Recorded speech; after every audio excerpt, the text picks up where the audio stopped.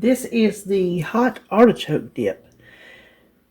The first time I ever had any kind of artichoke, it seemed like it was artichoke and spinach, was I think at Applebee's many years ago. I had never eaten an artichoke, had never planned on eating an artichoke. And me and my best friend, we went, and he said, well, let's get this for an appetizer. I'm like, okay, I'm game. I'll try it.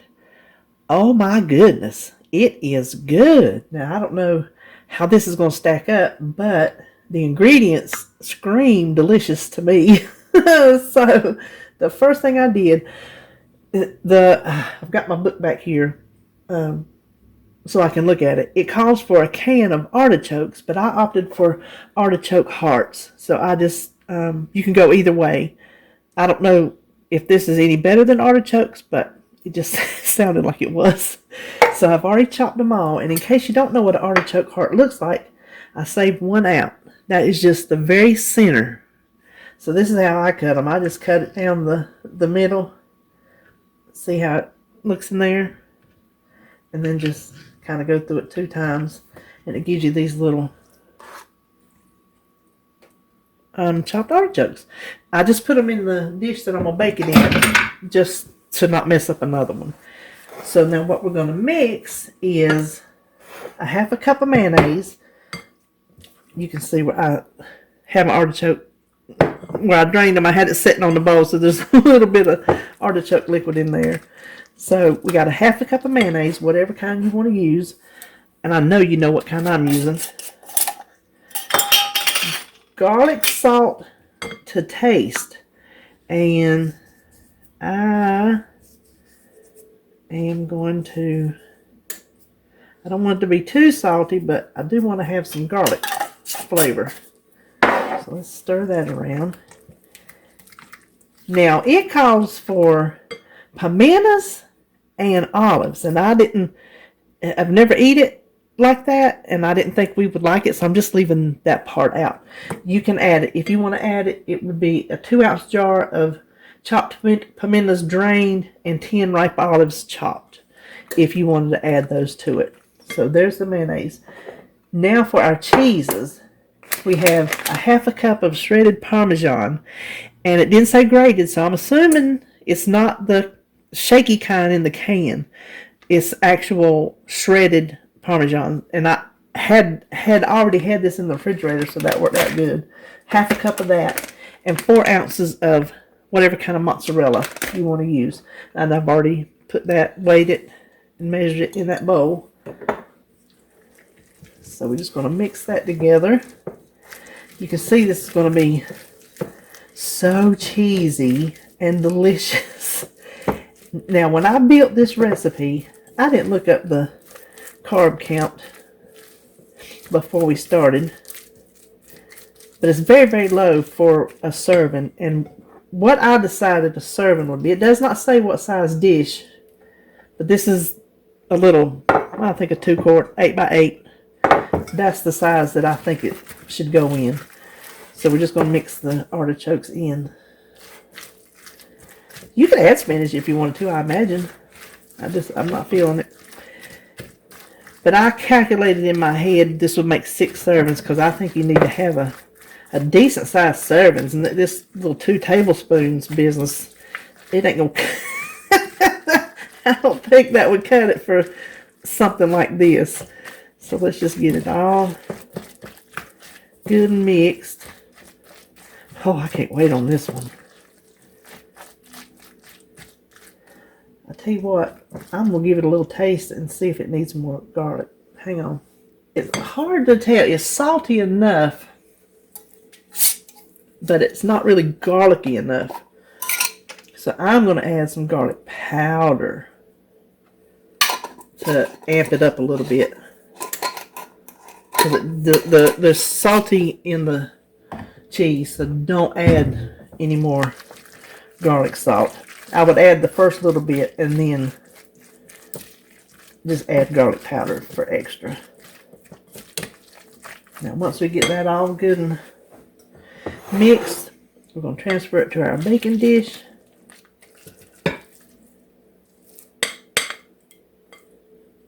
Couldn't be easier, could it? pat it out. The oven is preheated at 350.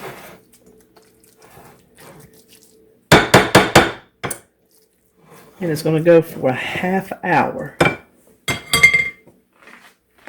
Alright, here it is. I baked it 30 minutes on the dot. You can see it started getting brown around the edges. And I have already tasted it. You can see here, it does release some oil, I guess from the mayonnaise and from the cheese. It is very cheesy. The only thing, it's good. I tried it by itself and I tried it on a pork rind. It was good both ways. So I know it'll be good on a chip, a corn chip, tortilla chip, a Triscuit like David's going to eat, all kind of things. The one thing I would change is I would not use, and I'm not going to put it in my recipe, I would not use the garlic salt. I would just use the garlic powder because I think it does have a little bit too much salt and I don't think it needs it. So other than that, I think it turned out pretty good. Now to start on this Dutch baby, I'm just going to hold the camera right quick before I set the tripod up because we're going to take just a regular pie plate, put 3 tablespoons of butter in it, and we're going to let the butter melt while the oven is preheating up to 400. And the tripod. Now here are all our ingredients. It's a lot of ingredients. The butter melted by the time I got all this gathered up because the oven was already at 350 because of the artichoke dip. So it didn't take long to get up to 400. So what this goes in your blender. This is a pretty big cup that goes with my NutriBullet. So I'm going to cross my fingers that it's not too much for this. My fingers are crossed. This is, okay, let me make sure. This is 2 ounces of cream cheese softened at room temperature. We're going to add 4 whole eggs at room temperature. And then we're going to add 1/2 cup of heavy cream, also at room temperature. So yeah, we're going to have plenty of room. Now, the rest of the ingredients, and here's my little trick. If I haven't showed you before, I set out what measuring spoons I need to go with what when I'm doing my recipe, so it helps me not have to look at the recipe as much and get kind of, mixed up. So we need, this is a 1/2 teaspoon of baking powder,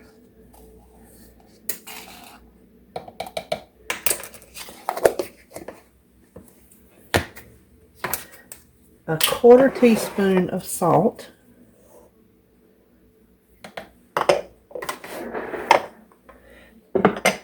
a quarter cup, I should say teaspoon, a 1/4 cup of your favorite granulated sweetener.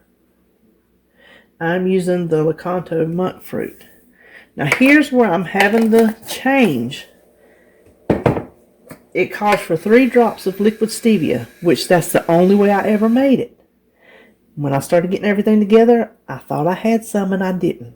David had already left the store, so I couldn't get a hold of him.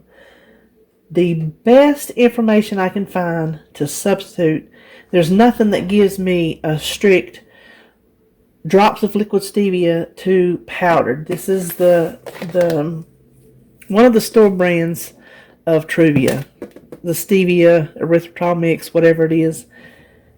The best I could find is a few drops. It says a few drops of liquid stevia would be the same as 1 to 2 teaspoons of sugar.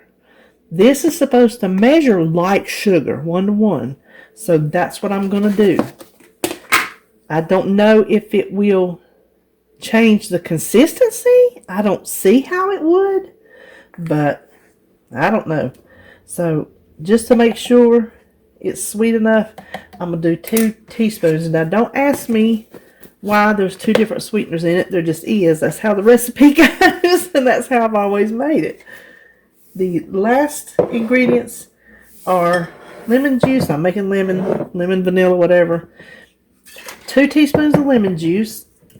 Ugh. Now to flavor it, you could look up recipes. 2 teaspoons. I'm trying to measure and talk at the same time. You can put different flavorings extracts, cocoa powder. There's all kind of things. You can look up recipes for Dutch babies, variations of Dutch babies. This is the only recipe that I have actually written down. And if you try to rely on my memory from practically 3 years ago, it's not going to work. So I don't want to give you any, say, oh, do this for, hold on, let me find my whirligig. Here it is.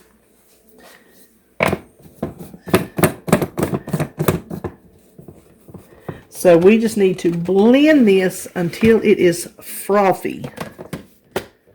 Okay, I think it looks frothy to me.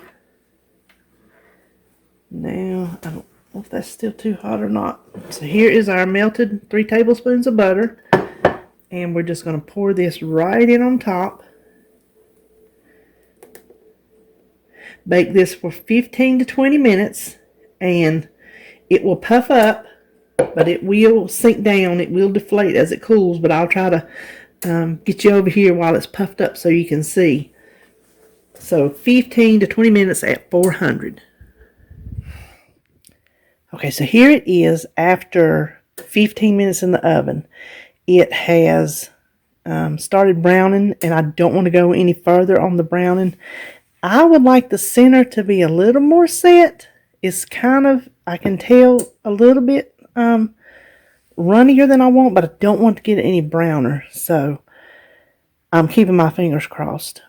This needs to cool enough to then go in the refrigerator and then chill completely before you eat it. And I'm not really sure how long that's going to take, but obviously by the time we come back, it will have happened. So up next will be the taste test. Well, finally, it's the main event, the Fathead pizza. So first, we're going to make the dough. And if you've not seen this dough come together, you're going to be amazed at what some cheese and eggs and just a little bit of coconut flour will do. We have 2 tablespoons of softened cream cheese. I have it down here in the bottom. Make sure it's softened. 1.5 cups of shredded mozzarella cheese. Now we're going to microwave this for 45 seconds. Stir it. Microwave it another 45 seconds. And then we'll put these ingredients in. Here is after the first 45 seconds. You see how it's starting to melt and everything's coming together. So we're going to stir it up.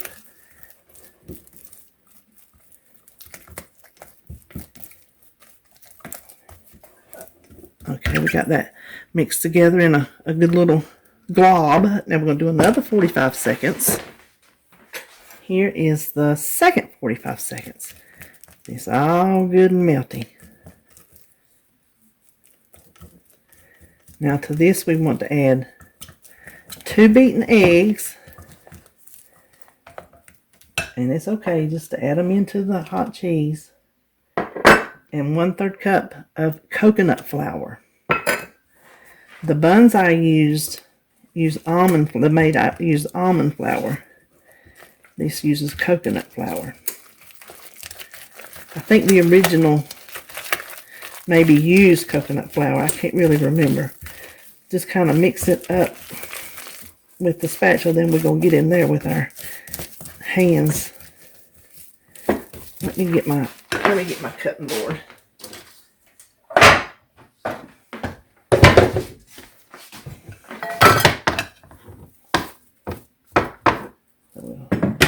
Just turn it out here and knead it until it is a nice dough. We want to get that flour all worked in. And you can see it's very, it's not like regular flour, white flour dough, wheat flour dough. It's very soft and does not stick. And you can tell I'm not a professional kneader. I think you're supposed to do this and all that kind of stuff. I don't know. I just play with it until the flour is all. There's a little piece. We'll get rid of that. You don't see any more lumps of flour. See how nice that dough looks? So I'm going to kind of put it together. Okay, now let me move all this. Because next thing is just to roll it out. And I meant to measure this. It is the largest Pampered Chef pizza stone. You can tell it is well loved. I've had this thing for many years. So we just want to roll this. Now, I said it's not sticking, and it's going to start sticking just because I said that. So we just want to work with it. I'll tell you what, let me, let's see. Let's put just a little bit of oil on our thing. And we want to roll it all the way to the edges. Okay, now next we want to prick it all over with the fork. Okay, now this is going to bake at 425 for 6 minutes. Okay, this is after 6 minutes. You see where it's starting to bubble up? You want to go around to all those places and give it a little bit more pricks with your fork, because we don't want this bubbled up at all. So we're going to make sure we get all those spots. And this will go back in the oven for 3 minutes. FYI, this is after more than 3 minutes. I forgot to set the timer, and I got busy answering a subscriber's email, and I told you-know-who how much time was left, and she says, you don't have any timers. So after 3 minutes, it's not going to be this brown yet. It's not supposed to be brown yet. Now, I'm just going to add a cup of spaghetti sauce. Use whatever sauce you want. This is what I have left from my mushroom dish the other day. So I have part of a jar left in the refrigerator. Otherwise, I would have pulled out my 0 point marinara that I made back in my Weight Watcher days, because I have some in the freezer. It probably would not have as many carbs, because I'm pretty positive this has sugar in it. I've not read the label, because I told you in my grocery haul, not paying expensive prices for the low sugar spaghetti sauce. We don't eat enough of it to matter. So I would just take the carb hit when I feel like having pasta sauce. So that is a cup of that. Then I'm going to do a cup of mozzarella cheese. You do as much as you want, but I don't like to weigh the crust down. It looks like it needs more, but I think this will do. As far as carbs goes, it's not no big deal. I don't really want to weigh the crust down, but that does look like I need more cheese. So hold on, I'm going to get some more cheese. David bought me this big old bag, because when you make chaffles and like this dough, it takes mozzarella cheese. So I'm just going to guesstimate. Okay, that was about 1/4 of a cup.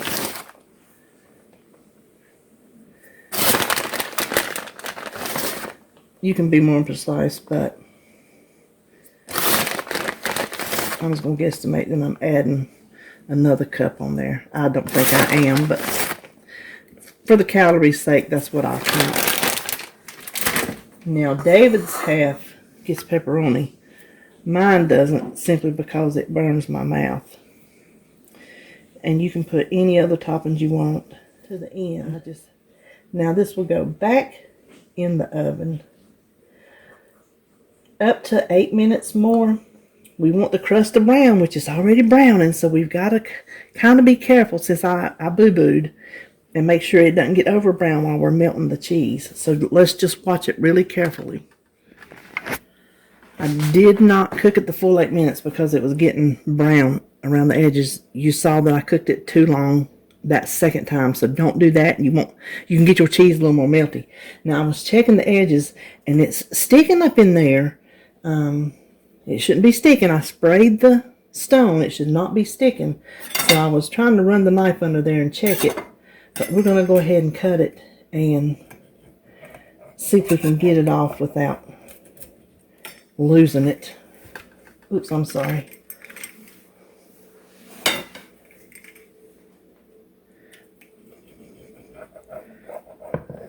I'm good at cutting it crooked at an angle here.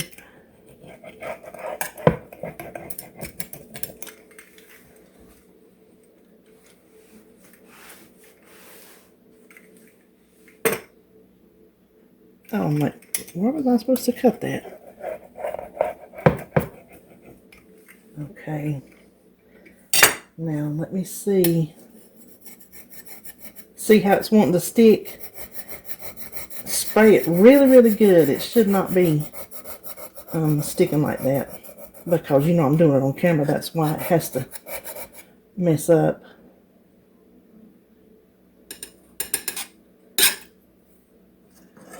There is our, you can see the bottom.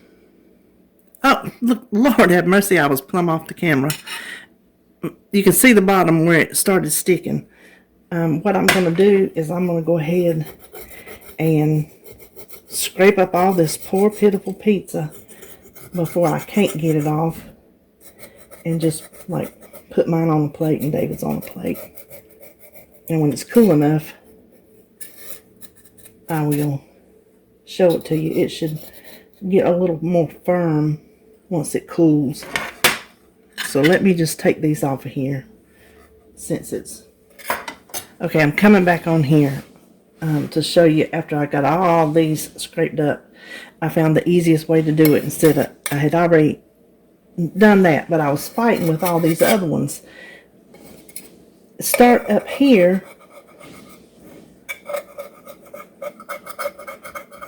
And it just seems to do it better. So I put 2 on the plate and left 2 on here. But I just want to show you that if yours sticks like mine did, hopefully it won't. I think it's because I baked it too long, honestly. See how that stuck? I just think I baked it too long. And that was my fault for not paying attention. And see, when I had to pull it and loosen it up, it started falling apart. So this is not an ideal way I wanted to show you how pizza works, because I used to make it on keto and I had, you know, plenty of success. But, you know, I wasn't on a YouTube channel back then, didn't have to show anybody. So, listen, y'all know I show y'all the good, the bad, and the ugly. So let me let that cool off enough and I'm going to taste it and I'm going to tell you, even though it's acting hateful to me, if it's good or not. Okay, so I thought I would just come on here and let you know it is good. Now, if you're expecting flour, dough, bread, crust, that's not what you're getting. It's a dense, but not like a toothy dense. And it's thin. It's just cheesy. It's cheese on cheese is what, is what it is. But it's really good. So if you think you're doing low carb or you're doing keto and you can't have pizza, you can have pizza. It's not going to taste like your local pizzeria, but it is going to be enough to get you by. It's going to give you that fix that you need, and it's going to be very, very low carb. All the recipes I will have had the carbs on the screen, and they will be in the description box. Not the description box. The recipe links will be in the description box to the recipes that I'm going to put on my website. So what we did first was the hot artichoke dip. Turned out really good. I'm waiting on David to get out of the shower. He's been outside putting a water pump in his sister's car. I have the artichoke dip ready. I have the pizza ready. And I have the dessert, the Dutch baby, ready. Obviously, I've not tasted it yet, so I'm not going to actually close out this video right now until I have a chance later on tonight or in the morning to taste it, just to make sure that that powdered stevia worked instead of the drops, because like I said, I have never tried it that way before. So next time you see me will be with a review of the Dutch Baby. So for now, I'm going to go over here and have some supper. Okay, here it is. I said I was going to do 4 pieces, but I actually did 6 pieces. And it did set up in the middle. Here you go. Here's the texture. It is like an egg custard pie. It's just a little lighter. But it's really, really good. So, hold on. I'm going to turn the camera around. So, that is it for this video. Couldn't wait any longer on the Dutch Baby. It needed to get a little bit colder, but I couldn't wait. So, Holly walked in. I got a diet lemonade from Chick-fil-A coming. So, I'm going to go over there and get that. And I will see you on my next video.